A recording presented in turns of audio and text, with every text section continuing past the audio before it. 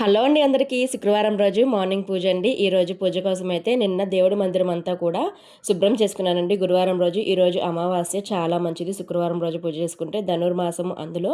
ఇంకా నేనైతే చాలా రోజుల నుంచి సరిగ్గా పూజ చేయడం అవ్వట్లేదండి. ఇంకా నిన్నైతే మొత్తం నా పూజా మందిరం అంతా శుభ్రం చేసుకుని దేవుడి పటాలన్నీ శుభ్రం చేసుకున్నానండి. అలాగే నైటే మొత్తం పొయ్యిగట్లు అన్నీ శుభ్రం చేసి ఇలా ముగ్గు పెట్టేసుకున్నాను.